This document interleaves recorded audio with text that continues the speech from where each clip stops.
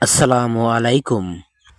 চিকিৎসার নামে গরিব অসহায় মানুষদেরকে বাস দেওয়া হচ্ছে। আমি জানি না আমার কথাগুলো আপনারা কিভাবে নেবেন। যখন একটা মানুষ বড় ডাক্তারের কাছে যাবে, তখন সেই ডাক্তারকে বুঝতে হবে রোগীটার অবস্থাটা কী। তারপরে তার চিকিৎসাটা শুরু করা দরকার। আসলে তারা সেটা মনে না করে একটা রোগী পেলে তার চিকিৎসাটা ছোট হোক বড় হোক, তার সমস্যাটা তাকে বিভিন্ন ধরনের টেস্টগুলো দিয়ে থাকে।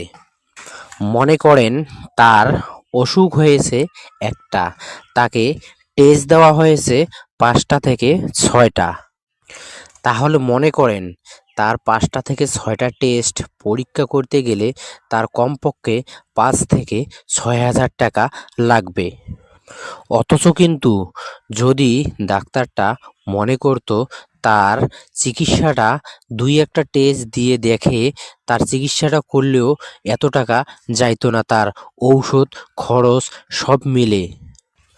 এখন দেখেন সে তার চিকিৎসা করাতে গিয়ে, টেস্ট করাতে গিয়ে 5 থেকে 6,000 টাকা যাচ্ছে।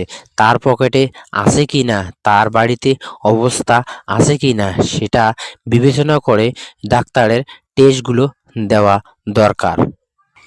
আবার এটা মনে করেন, দেখেন একটা প্রভাবশালী লোক যখন একটা ডাক্তারের কাছে যায়, তার যদি চেনা পরিচয় থাকে, তাহলে দেখেন তাকে সাথে সাথে তাকে প্রেসক্রিপশন করে দেয়।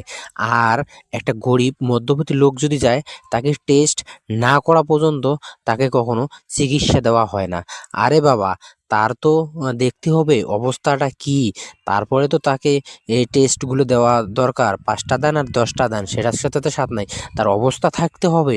তো আমরা আসলে বিবেক বিবেচনা সবগুলো আমাদের ভেতর থেকে উঠে গেছে। চিকিৎসার নামে সুন্দর এই বাসগুলো দেওয়া বন্ধ করেন। এভাবে চললে দেখবেন আল্লাহ কিন্তু ছাড় দেয়, কিন্তু ছেড়ে দেয় না। তাই আমরা বিবেককে একটু হলো কাজে লাগাবো। তাই করজোর করে অনুরোধ করে বলতেছি বড় ডাক্তারদেরকে এই চিকিৎসার নামে বাসগুলো দেওয়া বন্ধ করেন। যা আপনার ওখানে যে রুগীটায় যাবে না কেন, তাকে সুন্দরভাবে বসিয়ে তার সাথে কথা বলবেন আগে। আসলে তার কি অবস্থা, কোন হালতে আছে, তার কি অবস্থা আছে কি না, তারপরে তার চিকিৎসাটা দেওয়া শুরু করেন। তাকে টেস্ট কতগুলো দেওয়া যাবে কি না, তার টেস্ট করার টাকা পকেটে আছে কি না, টেস্ট করে টাকাগুলো শেষ হবে না তারপরে চিকিৎসা করার টাকা আছে কি না, এটা বুঝে শুনে তারপরে রুগীটাকে চিকিৎসা দেন। তা না হলে দেখবেন যে রুগীটা টেস্ট করে দেখার পরে তার পকেটের টাকা শেষ হয়ে গিয়েছে, তারপরে দেখবেন সে চিকিৎসা করতে পারবে না। তাহলে টেস্ট করে একটা অসুখ ধরা পড়লো, দেখবেন যে তার টাকার টেনশনে দেখবেন যে আরও অসুখটা বেশি হয়ে গেল। তাহলে কি হলো, আপনার কাছে গিয়ে, আপনার কাছে যাওয়ার আগেই তো ভালো ছিল, আপনার কাছে গিয়ে তো আরও বেশি অসুবিধায় পড়লো। তাহলে আমাদেরকে বিবেক বিবেচনাটা কাজে লাগাতে হবে, গরিব অসহায়ের দিকে একটু তাকাতে হবে। তা না হলে গরিব অসহায় কোথায় যাবে, বুঝেছেন? তাই আপনাদেরকে করজোর করে অনুরোধ করে বলি যে বিবেকগুলো কাজে লাগান।